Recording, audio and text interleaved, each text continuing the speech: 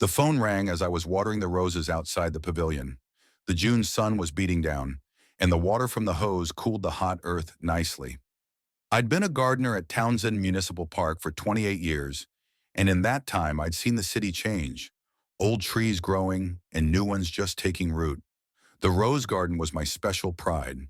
Every bush I knew like an old friend. I set the hose aside and leisurely pulled an old push-button phone from my work pants pocket. The screen showed Damien's familiar number. "Dad, we had a son!" Damien's voice sounded excited and happy. "Everything went well. Isabella is feeling fine. The labor lasted almost 12 hours, but the doctors say everything is within normal limits." Her heart jumped with joy. A grandson. My first grandchild in my 72 years. I've always dreamed of the day when I could hold my child's baby in my arms, pass on something important to him that I didn't have time or couldn't give Damien. "Congratulations, son. What's the baby's name?" "Ethan. Ethan Damien Kingsley." I could hear such pride in my son's voice that it made me feel warm. "Dad, come to the hospital. I want you to meet your grandson." Isabella is still sleeping, but I think she'll wake up in an hour. I looked at my hands dirty from the ground, at my work clothes stained with grass and fertilizer. You don't go to a hospital like that, especially not to a woman in labor. And my daughter-in-law has always paid attention to her appearance, to what she is wearing, how she looks. From the first time we met 3 years ago, I felt that my simple clothes and calloused hands annoyed her. "Damien, give me an hour. I'll get cleaned up, and then I'll be there. Buy flowers for Isabella?" "Yes, Papa, that would be good. We're in the maternity ward at Townsend City Hospital, 3rd floor, room number 317. I quickly finished watering, carefully coiled the hose, and put the tools in the back room. I locked the lock, made sure the park gate was securely closed. My shift ended at 5 p.m., but my bosses had allowed me to leave early for family reasons. It was a 15-minute walk home through the old part of Townsend. I walked down familiar streets, past houses where I'd lived all my life, born here, married here, raised my son here after my wife died of cancer when Damien was 14. Those were hard times, working 2 jobs to get the boy back on his feet, to get him an education. My house is small, 2-story, built back in the 50s. It's nothing special, but it's my own. I took a shower, washed off the sweat and dirt of the working day. I put on my only weekend suit, the dark blue one I'd bought 5 years ago for Damien's wedding.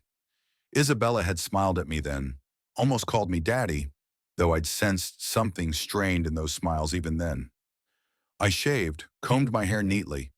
In the mirror I looked like an ordinary 72-year-old man with gray hair and wrinkles around his eyes. His hands were clean, but the calluses from years of working with the earth hadn't gone anywhere. Nothing special, just a simple man who had worked honestly all his life. On the way to the hospital, I stopped by a flower store on Central Street. The saleswoman, a young girl with bright lipstick, gave me an appraising look. "What are we going to choose?" she asked with a professional smile. "Flowers for a woman in labor. Something delicate, beautiful." She showed me several bouquets. Roses were too expensive, lilies too solemn. I chose a modest bouquet of white chrysanthemums with a green sprig. Not too expensive, but decent, suitable for such an occasion. "Shall I wrap it in plastic wrap?" "Yes, please." The hospital was noisy and crowded. It smelled of medicine and hospital food. At the reception desk sat a full middle-aged woman who reluctantly looked up from her magazine. "Who are you here to see?" "Isabella Kingsley in labor, room 317. ID, I showed her my passport. She checked the details, ticked the register. "3rd floor, elevator to the right." The elevator took me up slowly, with the characteristic hospital sounds. On the 3rd floor, the corridor was long and bright, with linoleum underfoot and walls painted a pale green. The smell of disinfection was even stronger here. I found room number 317. The door was ajar, and quiet voices were coming from behind it. I knocked and entered. There were women with newborns in 2 beds in the room. Isabella was by the window, in beautiful silk pajamas, her hair neatly styled, her makeup light but noticeable.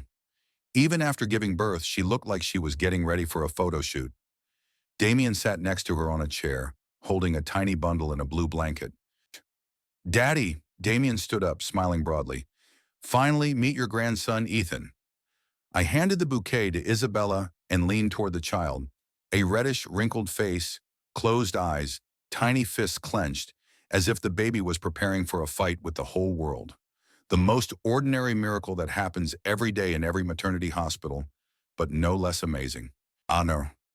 Beautiful boy, I said quietly, trying not to wake the baby. He looks just like you as a baby, Damien. Isabella took the bouquet without even looking at the flowers. Her dark eyes looked cold and appraising, as they always did when she saw me. Damien, why did he come here?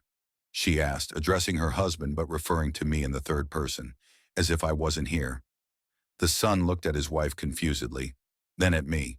I saw a familiar expression in his eyes. He wanted to say the right thing, but he didn't know what the right thing to say was in this situation. Isabella, that's my father. He's Ethan's grandfather. He wanted to meet his grandson. My baby doesn't need a penniless grandfather, Isabella said loudly, not embarrassing her roommate, who was feeding her baby and listening to our conversation with curiosity. Get out of here. We don't need your pity and cheap flowers. The woman in the next bed stopped feeding the baby and stared openly at us. Damien blushed to the roots of his hair. Isabella, please don't do that, he began, but his wife interrupted him. I don't want to hear anything. She raised her voice even more, and the baby in her arms began to stir restlessly. He's a gardener, Damien, a mere laborer. What can he give our son but shame?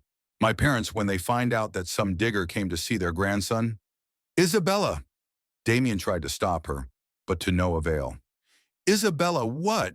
She was almost shouting now, and the baby started to whimper. I don't want my son socializing with beggars. I have plans for his future, do you understand? He'll go to the best schools, universities. He'll have the right friends from the right families. Not some gardeners. Damien stood with his head down, clenching his fists. I could see the jaundice twitching in his cheekbones. Once he would have defended me, once he would have been proud that his father could grow the most beautiful flowers in town. But now he was silent. I understand, I said calmly, though I was seething inside. I apologize for the inconvenience. I put the bouquet on the nightstand next to Isabella's bed. The flowers were really beautiful. The white petals seemed especially delicate against the hospital setting. And don't come again, Isabella shouted at my back as I headed for the door. Don't dishonor my child with your presence. If I see you anywhere near my son, I'm calling security. I turned around and looked at Damien. My son stood there without looking up, and his wife glared at me with a look of contempt and anger. Little Ethan cried for real, and Isabella held him to her chest, rocking him and whispering something soothing. Goodbye, I said quietly and left the room. The hallway was quiet, with only the sounds of other rooms and the footsteps of the nursing staff. I walked slowly to the elevator, and a plan was beginning to form in my head. Isabella thinks she knows who she's dealing with. She sees an old gardener in a cheap suit and thinks she can treat me like garbage. But she's very much mistaken.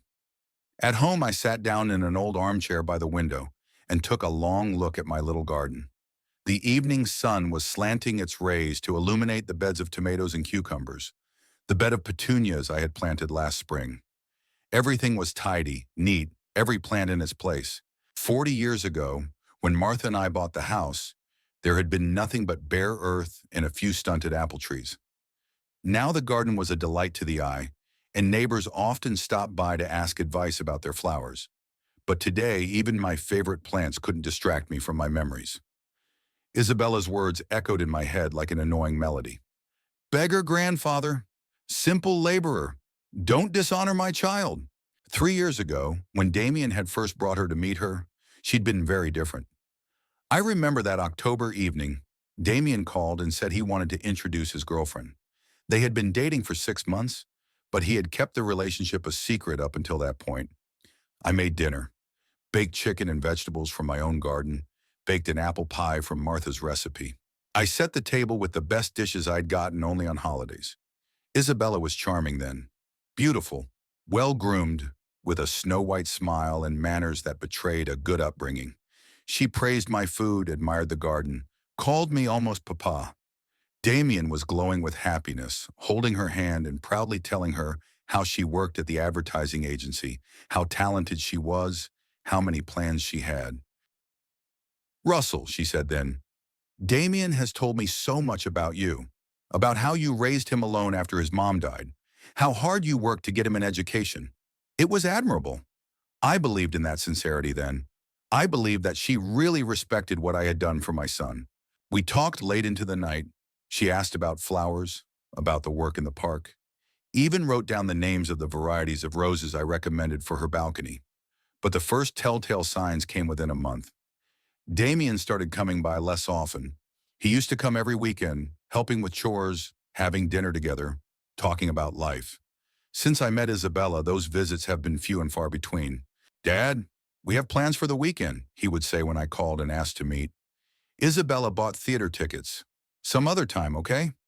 Dad, we're going to Isabella's parents' house. They want to get to know me better. Dad, we're having a corporate party with Isabella. Important people will be there. We need to impress them. I didn't realize what was going on at the time. I thought it was natural, a young man falling in love, new interests, new social circle. Martha always said that you should give your children freedom, not to impose. I tried to follow her advice. The first serious conversation happened in winter, 6 months after we met. Damien came in alone, looking worried. We sat in the kitchen, drinking tea, and he was silent for a long time, twirling his spoon in his glass. Dad, have you ever thought about changing jobs? He finally asked. At my age? I was surprised. Why? I like what I do. Well, it's just that Isabella says you have golden hands. You could do landscaping, private clients, wealthy people. You'd make a lot more money. I didn't think much of it at the time. I thought the girl just wanted her future father-in-law to have a more prestigious job. I explained to Damien that I am comfortable in the park, that I have a good relationship with my bosses and colleagues, that at 70 years old I do not want to change my life dramatically. I understand, my son said at the time, but I could tell by the look on his face that he didn't get it. The next blow came in the spring when they announced their engagement. Isabella herself called me, her voice as sweet as honey. Russell, we'd like to invite you to the engagement party. It'll be a small celebration at the Grand Palace restaurant, just the closest people. I knew that restaurant. Expensive, sophisticated, a place where the local elite dined. I knew my best suit would look like work clothes at a social event. Isabella, why don't we celebrate at home? I'll cook. Oh no, she interrupted quickly. We're already booked. By the way, Russell, there will be parents on both sides, friends, colleagues. It would be great if you could, well, how can I put this? Don't mention your work at the park. You could just say you're a gardener. It sounds more artistic. That was the first time I felt something cold clench my stomach. She was ashamed of me. Ashamed that I was just a municipal worker, not a business owner. At the engagement party, I sat quietly in the corner, speaking only when I was addressed. Isabella's parents, Reginald and Cornelia Wittenberg, owned a chain of electronics stores. They looked at me with poorly concealed bewilderment, as if trying to understand how a man in a cheap suit had ended up at the same table with them. Sordiorm, Russell is a gardener, Isabella introduced me to her mother. How interesting, Cornelia said with a fake smile. We have a garden at our cottage too, but we use the services of the company Greenland. Are you by any chance familiar with their work? I knew that company. It was an expensive company that worked exclusively with wealthy clients. Their gardeners were paid 3 times as much as the municipal workers, but they had the same requirements. No, I answered honestly. I work at the city park. Cornelia's expression changed instantly. Her smile became even more strained, and she quickly found an excuse to move away from the other guests. After the engagement, Damien became even more aloof. Our conversations became shorter and more formal. He no longer talked about his plans, about his work, about what he cared about. When I tried to ask him about the upcoming wedding, he gave me one-word answers. Isabella will organize everything, he said. She's better at these things. The wedding was lavish and expensive, in the same grand palace with a bunch of guests I didn't know. I was seated at a far table with Damien's distant relatives and co-workers. Isabella was dazzling in a white dress that I'd heard from someone's wife cost more than I made in 6 months. During the banquet, Damien came up to me. Dad, thanks for coming. I know you're not comfortable in this environment. Son, it's your wedding. Where am I going to go? Isabella wanted me to tell you. Anyway, she thinks we should take some time to get used to married life. The first few months, we'll be busy setting up house, honeymooning. Maybe we'll see less of each other. That's when I realized what was happening. Isabella was systematically cutting my son away from me, the way a gardener trims off excess shoots. She did it skillfully, without letting Damien realize he was being forced to choose between his father and his wife. After we were married, we really didn't see each other much. Damien called on holidays, sometimes dropping by for half an hour, but always in a hurry, always preoccupied with something. Isabella no longer came at all. She always had things to do, appointments, plans that didn't include visiting her father-in-law. A year ago on my birthday, Damien came with a gift, an expensive pair of garden shears. "From both of us," he said. But I knew Isabella hadn't even seen the shears. We were sitting in the kitchen drinking tea and my son looked tired. "How are you doing?" I asked. "Good. Isabella has been promoted. She is now a senior manager. We bought a new car. We're planning a vacation in Europe. How about you? How's your job?" "It's okay." Damien shrugged. "Work's like work." He used to love his job as a software engineer, talking about the projects, the interesting problems he had to solve. Now there was no trace of his former enthusiasm in his voice. "Would you like to stay for dinner? I'll make your favorite cutlets." "I can't, Dad. Isabella has a client meeting today and I have to meet her." He left an hour later, and I was alone in a house that seemed especially quiet and empty. Now, sitting in my chair and recalling all these episodes, I realized that today's scene at the hospital was not a sudden explosion, but the logical conclusion of a 3-year campaign. Isabella had been methodically destroying my relationship with my son, and today she had decided to put a final stop to it.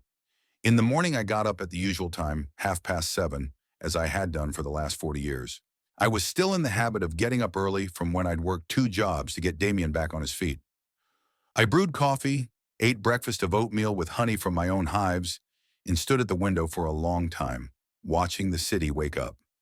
At 9 o'clock in the morning, I called Barnaby Templeton's office and made an appointment. Barnaby had been my lawyer for 15 years, ever since he'd helped me draw up the will after Martha's death. A short, stout man with a neat beard, he was one of the few people in Townsend who knew the truth about my financial situation. The office was in the old part of town, in a 2-story red brick building. The receptionist, an older woman with glasses on a chain, gave me a friendly nod and showed me into the office. "Russell!" Barnaby rose from behind a massive oak desk and extended his hand. "How are you? Long time no see." "Hey, Barnaby, we need to talk about something." He gestured for me to sit in the leather chair across from the desk. On the walls hung diplomas and pictures of Barnaby with various important people in the city, the mayor, judges, businessmen. But despite the solid surroundings, the lawyer always remained a simple and accessible man. "What's wrong?" he asked, looking at me carefully. "I can see from your face that it's serious." I told him about the incident at the hospital yesterday. Barnaby listened silently, nodding occasionally. When I finished, he shook his head. "Not a pleasant story," he said. "But I know you well enough to know you're not just here to complain about your sister-in-law." "I want to refresh my memory of what I own," I said bluntly, "and to see what my options are." Barnaby nodded and pulled a thick file from the safe. He opened it and started going through the papers. "Let's go through them in order," he said, putting on his glasses. "The main house at 17 Maple Street. The appraised value to date is $450,000. The lot is 3/4 of an acre inclusive." I nodded. I knew the house like the back of my hand, every board, every nail. I had built it with Martha in '77 when I was still young and vigorous. 43 Oak Street, Barnaby continued. It's 2 acres, and the house your son now rents is on it. The appraised value of the lot with the house is $620,000. I bought it 20 years ago, when land prices in Townsend were 3 times lower. I planned to build a house there for Damien when he got married. The lot was big, beautiful, in a good neighborhood. The house on it was built 5 years ago when Damien announced his engagement to Isabella. "Did Damien think the house belonged to him?" Barnaby asked. "I don't know what he thinks. I never explicitly told him I was giving him the house. I only said they could live there." "And Isabella?" "Isabella certainly thinks it's hers. At the wedding, she told everyone what a wonderful house her fiancé had built. Barnaby shook his head and continued looking through the documents. The lot on Pine Street, 89. 4 acres. Empty, but with a building permit. Appraised value, 300,000.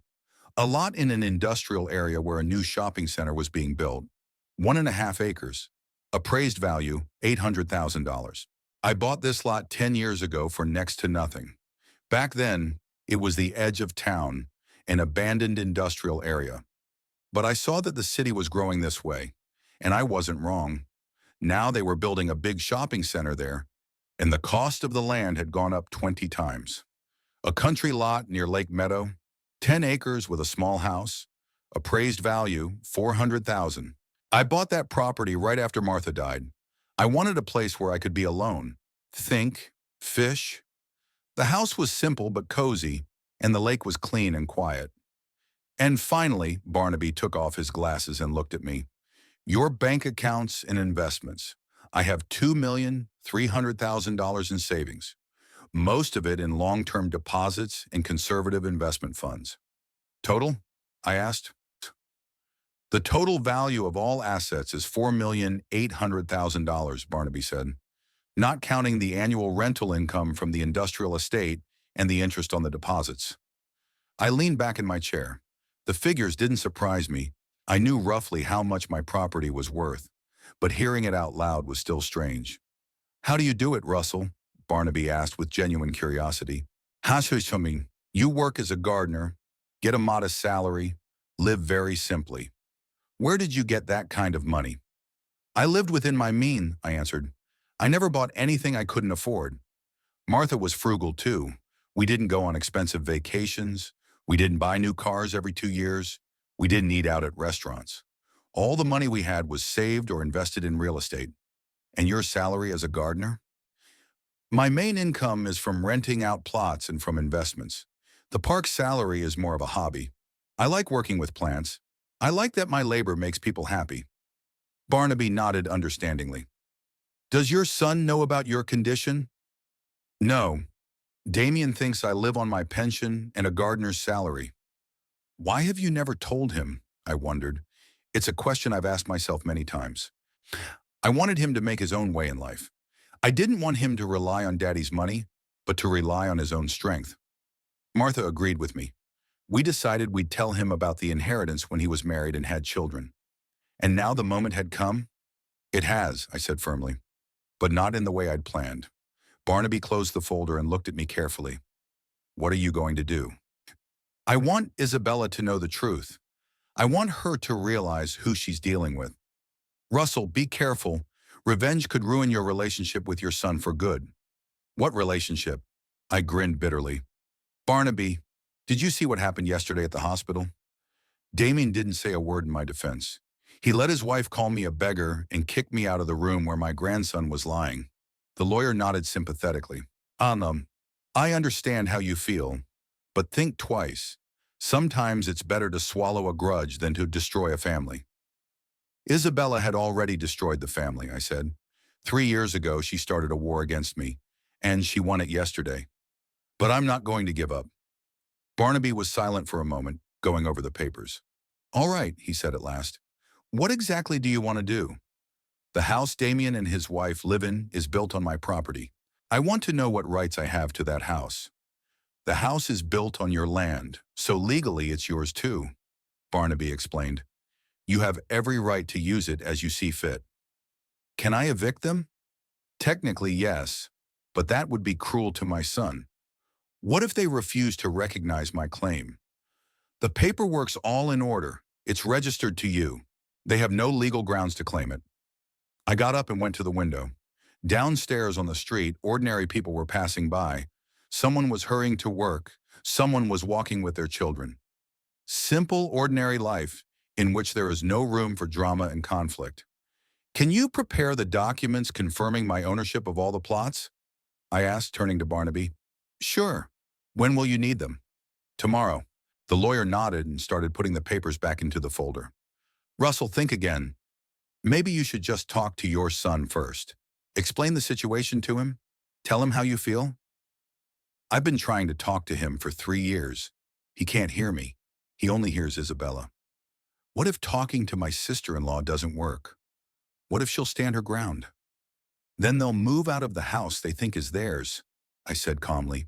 The day after my meeting with Barnaby, I decided to drive by the house where Damien and Isabella lived. I'd bought the Oak Street lot 20 years ago, back when it was just wild bushes and old oaks. The area was considered the outskirts of Townsend then, but I saw the potential a new school and shopping center were planned nearby.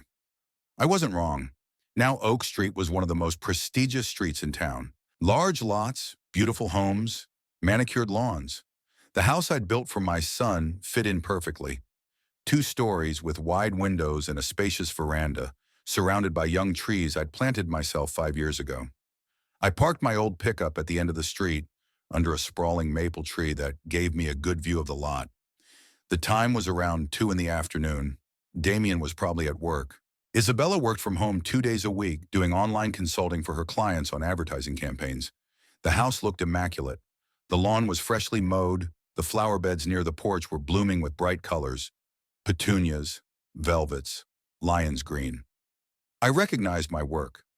When they'd first moved in, Isabella had asked me to help with the garden. Back then, she still pretended to value my experience and expertise. There were 3 cars in the driveway: Isabella's white BMW, a red Honda I didn't recognize, and a sleek black Mercedes. Apparently, the daughter-in-law had guests. I turned off the engine and leaned back in the seat. From here, the large panoramic window of the living room was clearly visible. Through the glass, I could make out the people inside. Several women sat in leather armchairs that Isabella had bought at an expensive furniture store. On the coffee table, I recognized a tray of coffee cups and a plate of pastries. One of the women I recognized was Cornelia Wittenberg, Isabella's mother. Tall, elegant, impeccably styled, and wearing expensive jewelry. I didn't know the rest of the guests, but it was clear from their dress and manners that they were Isabella's friends from her social circle. After a few minutes, they stood up and made their way to the panoramic window. Isabella was talking animatedly, gesticulating, pointing at the garden. The women nodded, smiled, clearly admiring. Then they went into the kitchen, and I saw Isabella opening the expensive built-in appliances, showing off the granite countertops. Half an hour later, the group walked out onto the veranda. Isabella was in a light-colored summer dress, looking happy and proud. She showed the guests the pool they had built last summer, the gazebo with a barbecue, the rose garden at the far edge of the property. The women took pictures in front of the house, took selfies by the pool. I could hear bits of their conversation as they moved closer to the fence. "Isabella, your house is fabulous," exclaimed one of the guests, a young blonde in a designer suit. "How did you manage to find such a plot?" "Oh, it's a long story," Isabella laughed. "Damien had his eye on this place before we met. He said it was his dream to build a house here." I clenched my hands on the steering wheel. Damien had never had his eye on this lot. He didn't even know it existed until I showed him the design. "Did you design the layout yourself?" Cornelia asked. "Of course," Isabella was in her element. "I spent months thinking about every detail. I wanted the house to be not just beautiful, but functional. See this open floor plan in the living room and kitchen? That was my idea. I remembered that layout. I designed it myself with an architect before Damien met Isabella. I wanted to create a house where my son would be happy, where my grandchildren would grow up, where a big family would gather." "And the garden is also your work?" the blonde asked. "Partly," Isabella smiled modestly. "Although I must admit, I had some help from a gardener I know. He's quite good with plants, though he's a little plain." The women laughed. "A rustic gardener. The man who gave her a house worth more than $500,000 became a rustic gardener." "The important thing is that you have taste and a sense of style," Cornelia said. "Not everyone can organize everything so beautifully." "Thanks, Mom. You know, when we first moved in, I realized that the house is good, but it lacks soul. I had to redecorate, add accents, make it cozy." They moved on to the rose garden, and I lost the thread of the conversation. But what I heard was enough. Isabella didn't just live in my house. She appropriated it completely. There was no place in her stories for me or my participation in the creation of this house. She had rewritten history to suit herself, making herself the sole author of this family nest. After an hour, the guests began to disperse. The women hugged Isabella, thanking her for a wonderful day, admiring the house. Cornelia was the last to get into her Mercedes. "Darling," I heard her voice as she rolled down the window, "you've created a real family home. Damien is lucky to have a wife." "Thanks, Mom. I try to do my best to make our family happy." The cars drove off and Isabella was left alone. She walked through the garden, fixed a few wilted flowers, checked to see if the potted plants on the veranda needed watering. Then she went into the house. I sat in the car for another half hour, thinking about what I had heard. Isabella wasn't just an ill-mannered woman who'd been rude to me at the hospital. She was an intelligent, calculating person who had systematically built her world to exclude anything she deemed inappropriate, including me. She appropriated my house, my lot, my ideas, telling friends and family that she, or at the very least her husband, had created it all. In her version of the story, I was just an occasional helper, a rustic gardener who did basic chores under her direction. But what struck me most of all was how easily she lied.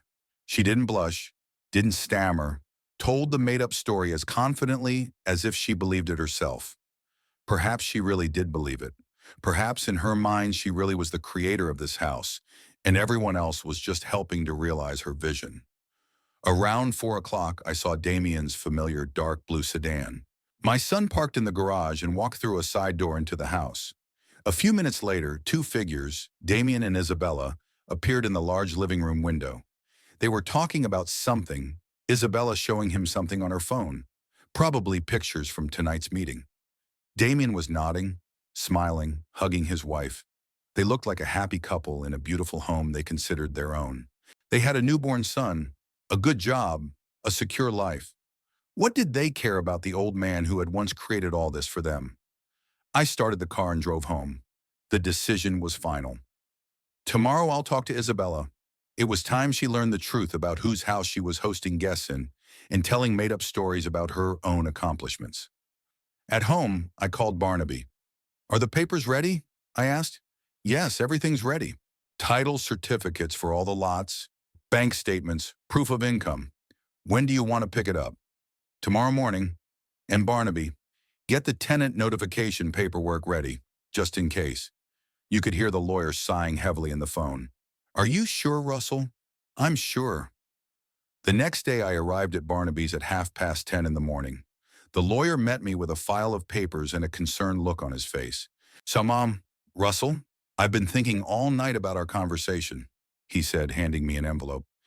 "Maybe we should take a softer approach. Write a letter. Explain the situation."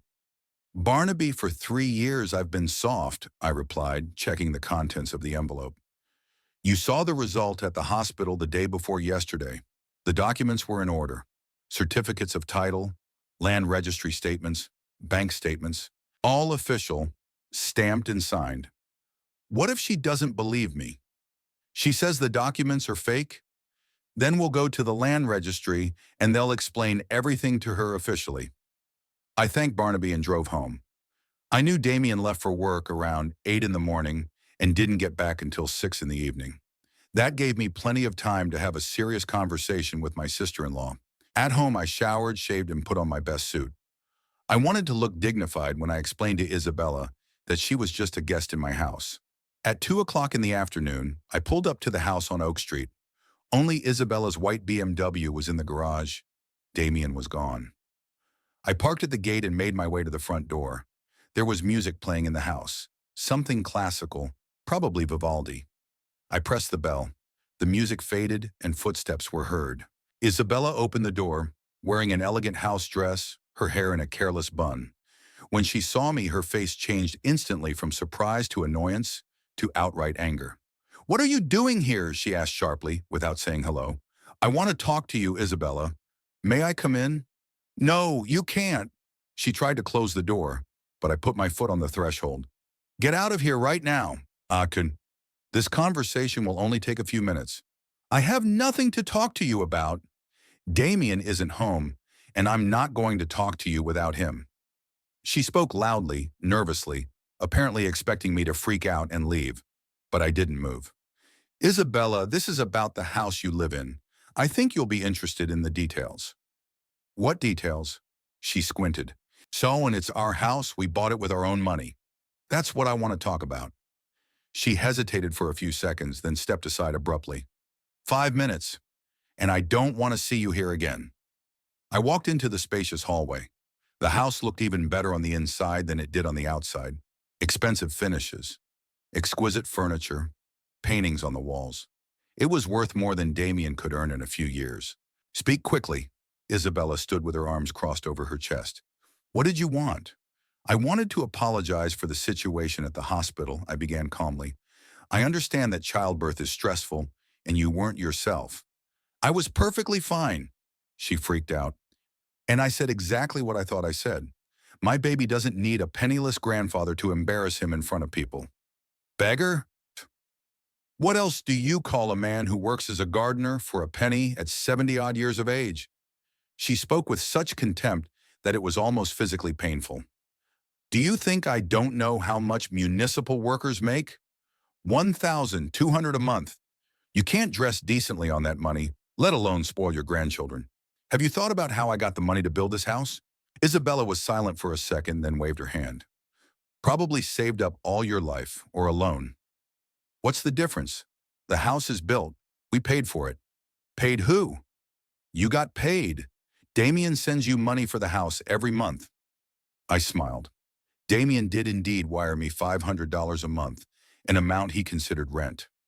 I accepted the money so as not to hurt his pride, but I never spent it. All these remittances were in a separate account that my son would someday inherit. Isabella, I think you have the wrong idea of the situation. I pulled an envelope of documents from my inside pocket. You want to know the truth? What truth? You're messing with me, old man. Get out of my house. Your house? I opened the envelope and took out the deed to the property. Look at this document. Isabella reluctantly took the paper and ran her eyes over it. I could see her expression change. First bewilderment, then surprise, then something like fear. What is this? A certificate that the piece of land at 43 Oak Street belongs to me. Russell Edgar Kingsley, purchased by me in the year 2004. No way. She shook the paper as if that would change what was written. It's a forgery.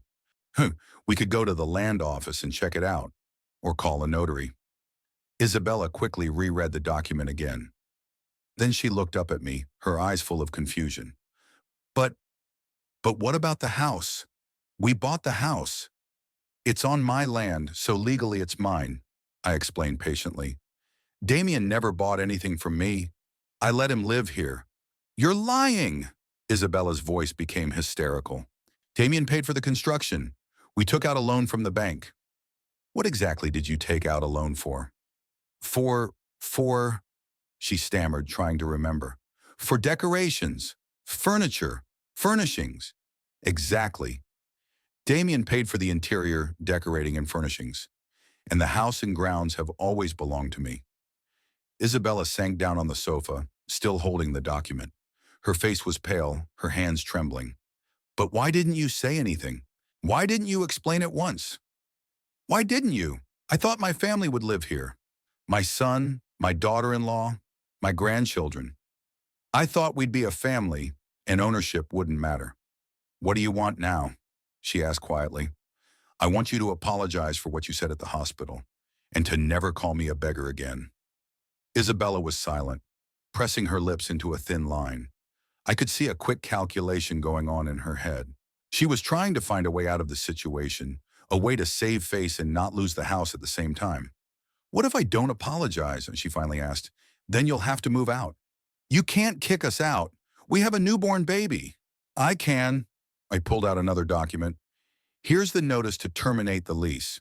Barnaby's already prepared it. By law, I have to give you 30 days' notice. Isabella grabbed the second document and read it quickly. Her face grew paler and paler. You wouldn't do that, she said, but her voice sounded uncertain. Damien is your son. You wouldn't throw him out on the street with a baby. Damien is my son, I agreed. But yesterday at the hospital, he didn't say a word in my defense. He let his wife insult me and kick me out of the room where my grandson was. He just didn't want a scandal.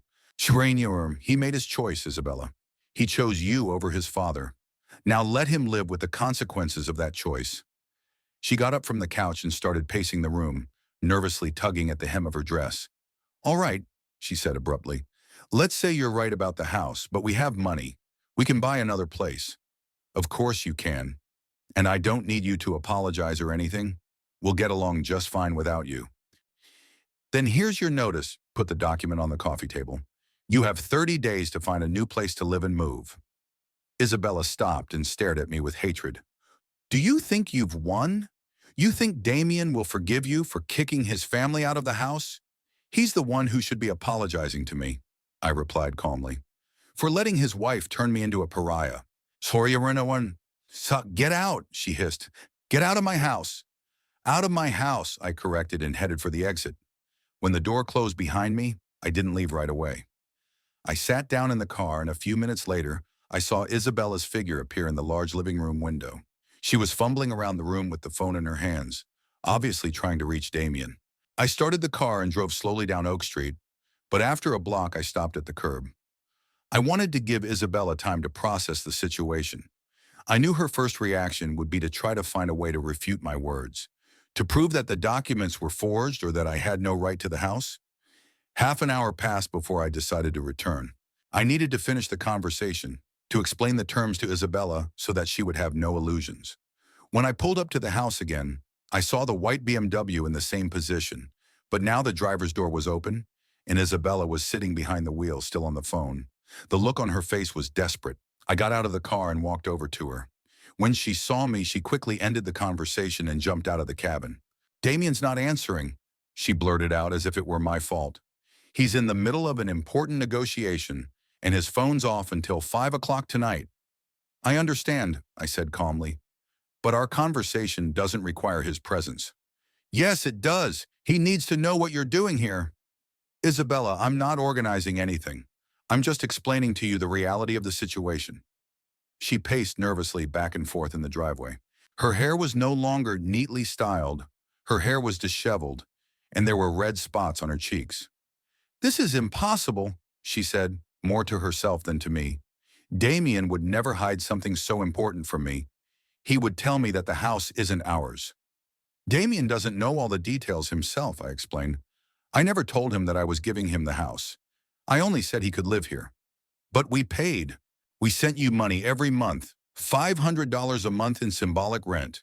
For a house worth $620,000, that's a pretty modest sum, don't you think?" Isabella stopped dead in her tracks. I could see her counting rapidly in her mind. $500 a month was indeed ridiculously low for a house like this, in a neighborhood like this. The usual rent here was at least $3,000 a month. "Ha ha, so you've been letting us live here all this time?" "Just let us live here?" she asked quietly. "Exactly. But why? Why did you spend so much money building a house if you weren't planning on selling it?" "I thought I was building a house for my family. My son, his wife, my grandchildren. I was planning on us being one big family." Isabella leaned against the car as if her legs were no longer holding her up. I realized that the information she had just received was completely turning her view of her own life upside down. The house she thought was her achievement, a symbol of success, was someone else's property. "What do you want from me?" she finally asked. "I want you to apologize for your behavior at the hospital, and I want you to reconsider your attitude toward me." "And if I apologize, then what? You'll forget the story?" "If you sincerely apologize and treat me with respect, as you should treat the father of your husband and the grandfather of your child, then you can continue to live here." Isabella was silent as she considered my words. I could see her mind working hard. She was weighing her options, trying to find a loophole, a way to keep both the house and her pride. "What if I refuse to apologize?" "Then you have 30 days to move out." "You can't do that," she exploded. "I have a newborn baby. Where am I going to find a suitable house in a month?" "Isabella, there are plenty of good houses in Townsend. With your income, you can easily find something suitable." "But not like this." She put her hand around the property. "We could never afford such a neighborhood, such a house." "Maybe not, but that's your problem." She started pacing back and forth again, now practically sobbing. "It's not fair. We've lived here for 3 years. We put money into the house. We put money into the renovations, the furniture. This is our home. You can take the furniture and the repairs with you. The house was never yours. But everyone thinks it's our house. My parents, my friends, my coworkers. What am I going to tell them? That your grandpa, the gardener, kicked us out? You'll tell them the truth, that you lived in a house that belongs to your husband's family. Isabella stopped and stared at me with such hatred that I involuntarily took a step back. You set this whole thing up on purpose, didn't you? She hissed, waiting for the right moment to put me in my place. I've been saving money for 30 years to give my son a good life. Built a house, created conditions he could never dream of. And what did I get in return? A daughter-in-law who thinks I'm a pauper and is ashamed of my existence. It's your own fault, she shouted. Why did you have to hide the fact that you had money? Why pretend to be a simple gardener? I am a simple gardener, just a gardener who knows how to count money. No, she stomped her foot like an angry child. You're a liar. You created this situation on purpose so you could blackmail us. Isabella, if you had treated me normally from the beginning, this situation would never have arisen. You'd still be living here, and the question of property would never have come up. Don't be ridiculous. You would have used it at some point anyway. You know what? I pulled a copy of the lease termination notice out of my pocket. I'll give you some time to think about it. Here's the document I'll file in court if you don't change your behavior. Read it carefully. She grabbed the paper and quickly ran her eyes over it. As she read, her face grew paler and paler. It says here that we have to vacate the house in 30 days. She read aloud. Exactly. And if we refuse, then you'll be forcibly evicted through the courts. And it will take longer, but the result will be the same. Isabella folded the document and clenched it in her fist. She stood silent for a few seconds, breathing heavily. Then she looked up at me, her eyes full of tears of anger. Okay, she said in a shaky voice. You win. What exactly do you want to hear? I want to hear a sincere apology for what you said at the hospital, and I want you to promise to treat me with respect. That's it? That's all you're going to ask for?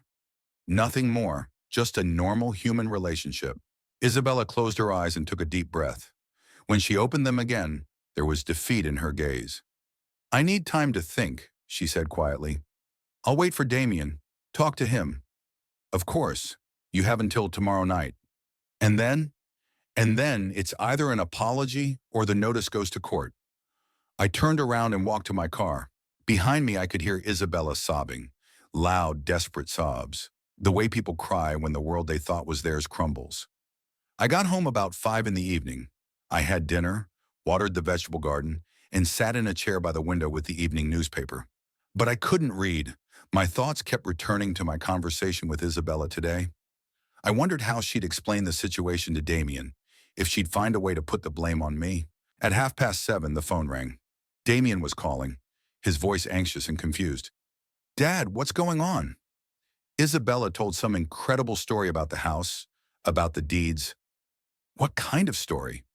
She said that you came with some certificates and claimed that the house belonged to you, that we have to move out in a month if we don't comply with your demands. Isabella got the gist of it right. There was silence. Only the heavy breathing of his son could be heard. Dad, is it true? Is the house really yours? Yes, Damien. I bought the land 20 years ago, built the house with my own money. All the deeds are in my name. But why didn't you ever tell me? You thought what? I thought we were buying the house from you on installments.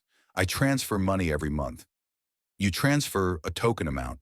For a real house of this value, you'd have to pay 10 times as much. Silence again. I imagined my son sitting in his living room, trying to make sense of what he'd learned, revisiting the last 5 years of his life, realizing he'd been living in a world of illusion. Dad, can I come over? I need to talk to you. Come. Damien showed up half an hour later.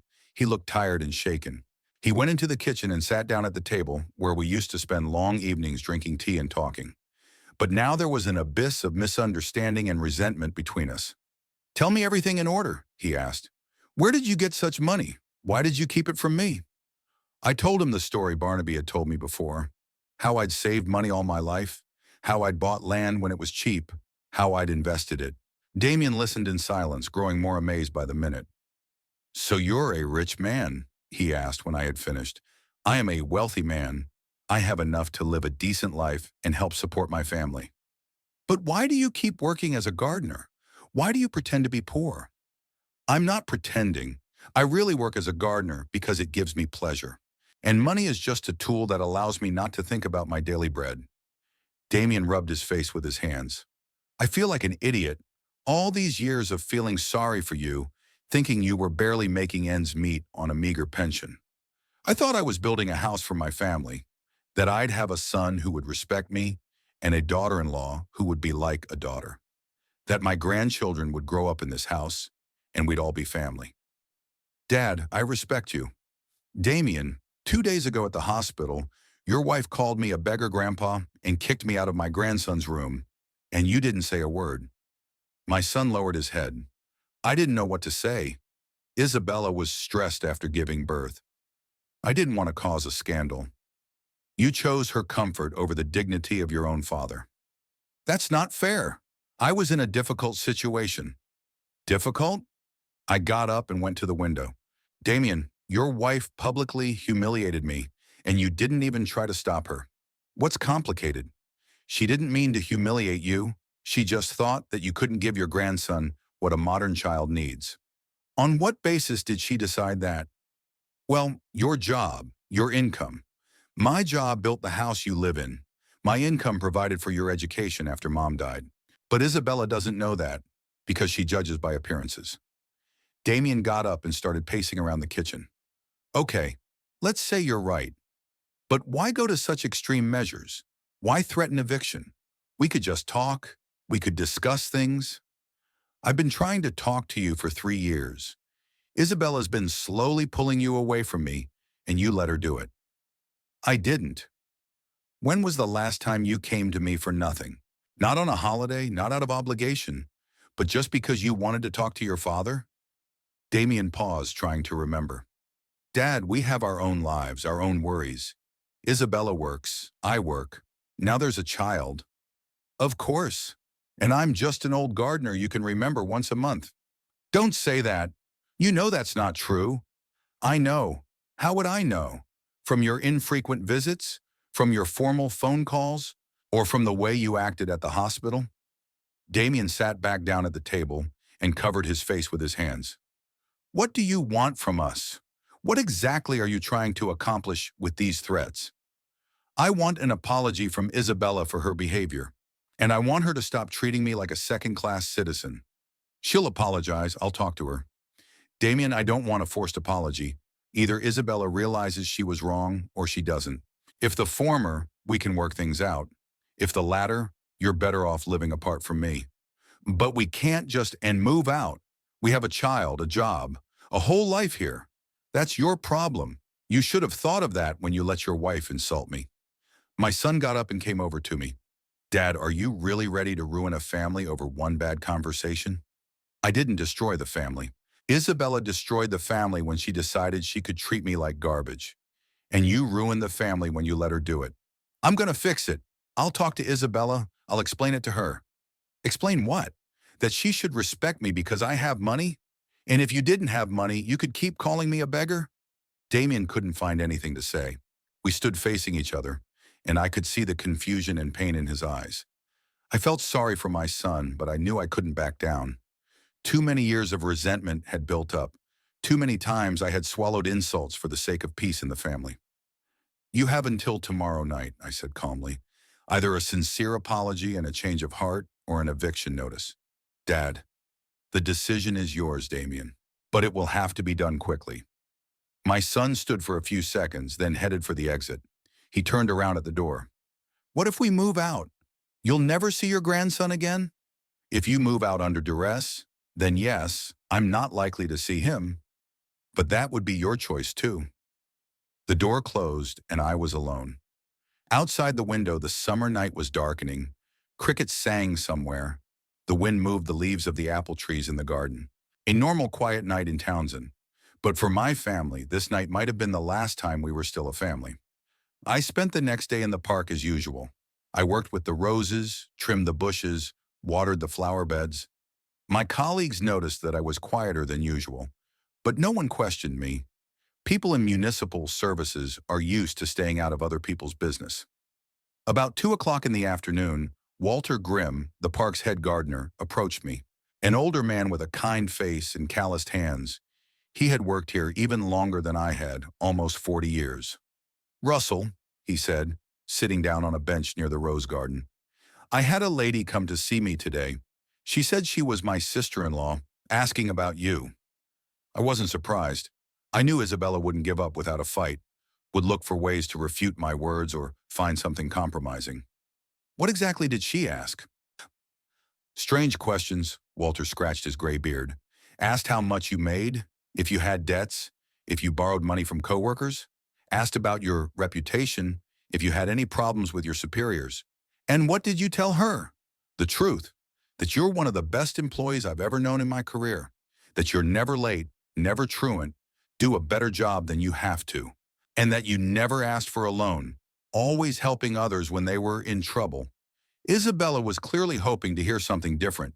Perhaps she thought she'd find evidence of my poverty or unreliability. How did she react to what you said? Upset, Walter grinned. I could tell she hadn't heard what she wanted to hear. Then she asked if I knew how you could have a lot of money. Hinted that maybe you were involved in something dishonest. And what did you say? I said I've known you for 28 years and you're the most honest man I've ever met, and that if you have money, it's earned by honest work and smart planning. We were quiet for a while, watching the park visitors. Young moms with strollers, older couples on benches, children playing on the lawns. Russell, Walter said thoughtfully, do you really have a lot of money? Or has your sister-in-law got it wrong? I do, I answered honestly. I've been saving all my life, investing in real estate. Then why do you continue to work here? Because I love it. Money doesn't change the fact that I love growing beautiful plants and seeing people enjoy the beauty. Walter nodded understandingly. Wise. What happened to your sister-in-law? Why is she checking up on you? I told him briefly about the situation with the house and the conflict at the hospital. Walter listened, shaking his head. Ungrateful, he said when I was done, living in your house and making claims. Around 4 o'clock, I got a call from Barnaby. Russell, I've got news for you. Your sister-in-law came to see me today. I can guess what she wanted. She demanded to see the deeds to your property, claimed the papers you showed her were forgeries. And what did you do? I explained that I can't reveal confidential client information without consent, but I suggested she go to the land office or the bank, where she could officially verify it. Did she agree? She left very unhappy, but I think she'll go to check it out after all. That evening at home, I received a call from Percival Downton, the branch manager of the bank, where I had my main accounts. We'd known each other for years. Percival had helped me with my investments and overseen my capital growth. Russell, a curious thing happened today, he said after greeting me. A young woman came to see me claiming to be your daughter-in-law. She asked me to confirm or deny information about your finances. What exactly was she interested in? She claimed you were lying to your son about your condition. She asked me to confirm that you had no money, that you were living on your pension. And your response? I explained to her the principles of bank secrecy. I told her I couldn't give out information about a client's accounts without his written consent, but I added that Mr. Kingsley had been a valued client of ours for many years. Shenam, how did she take it? Very painfully.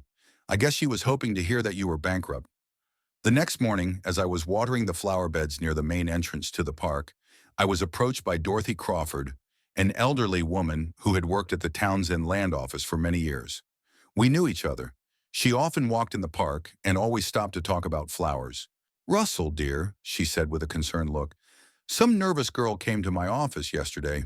Said she was your sister-in-law. What was she interested in? She brought copies of your property deeds and demanded to know that they were real. She was very aggressive, yelling that someone had forged the papers to cheat her. And what did you tell her? Checked everything on the computer. The documents are authentic. All the plots are really registered to you.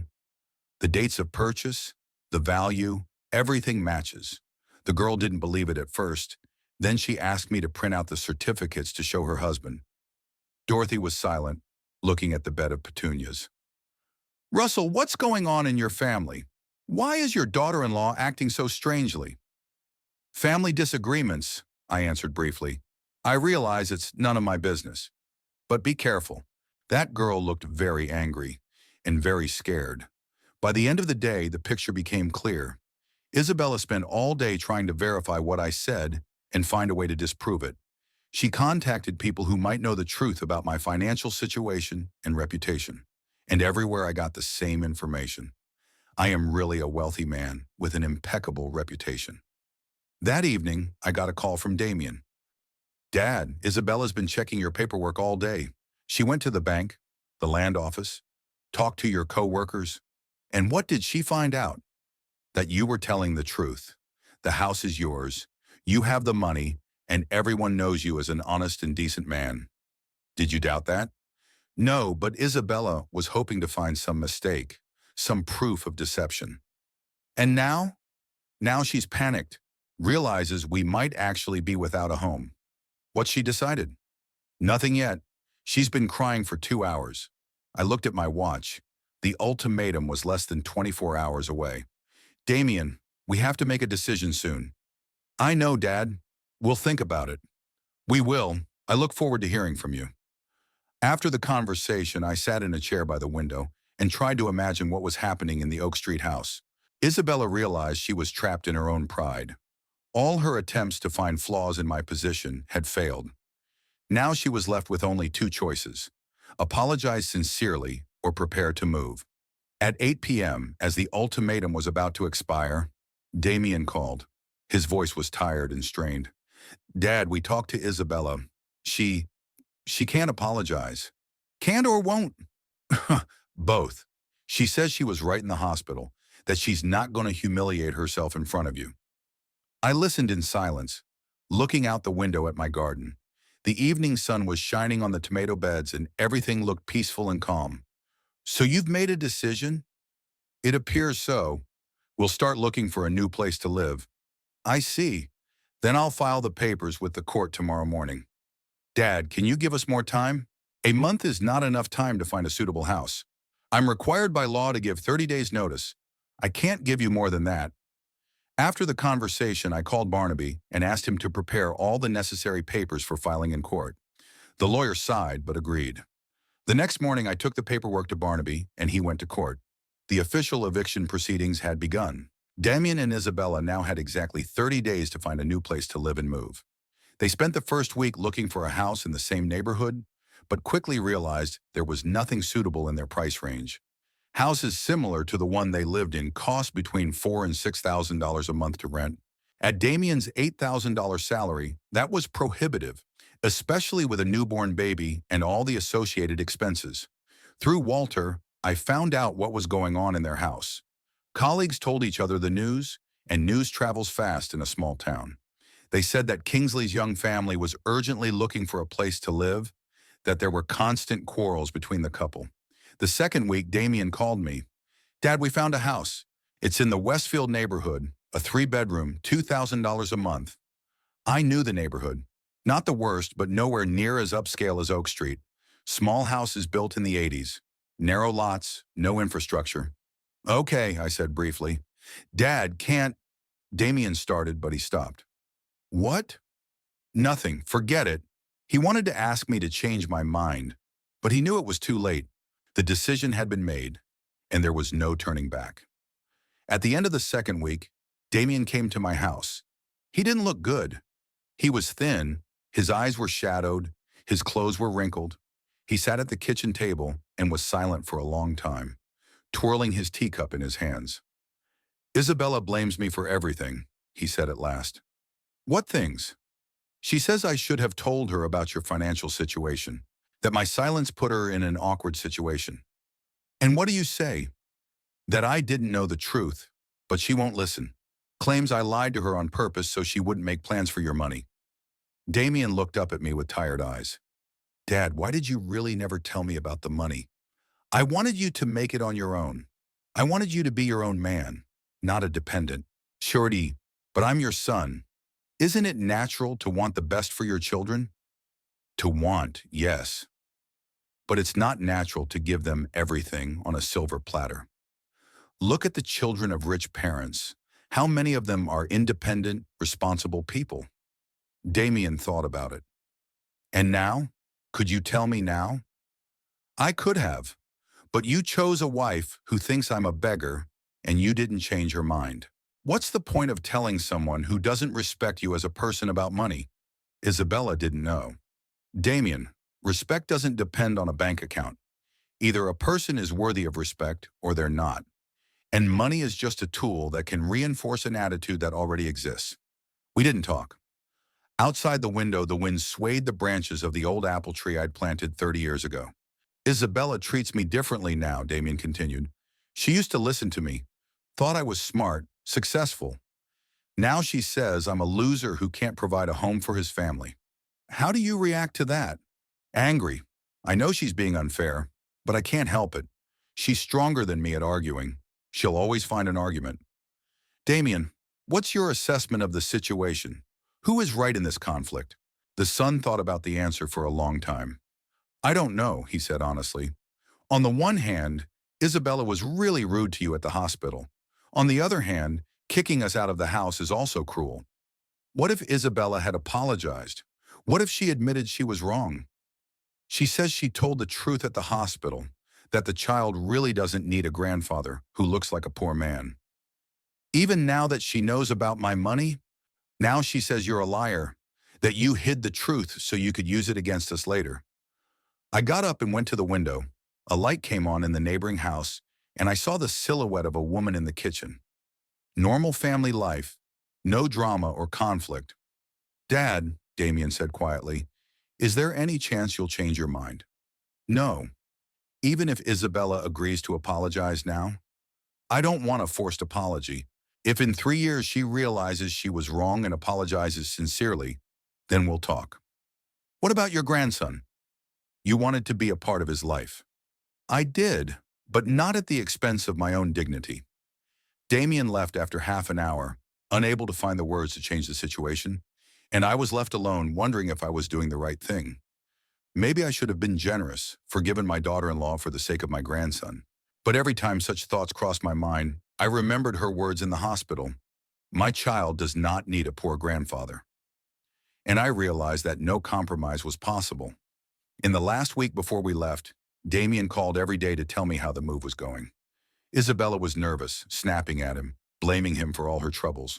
She said it would be embarrassing to have her girlfriends in the new neighborhood, that the baby would grow up in an inappropriate environment. She wants me to sue you, Damien said in one of their conversations, claims that you can prove that the eviction is illegal. And what did you tell her? That all the paperwork was in order, that the court would be on your side. But she wouldn't listen. On the last day when the trucks were picking up the stuff from the Oak Street house, I went there to say goodbye. Not to Damien and Isabella, to the house I'd built with thoughts of a big family and a happy future.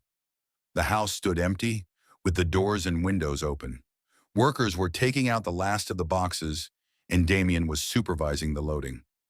Isabella sat in the car with the baby in her arms, turned away from the house.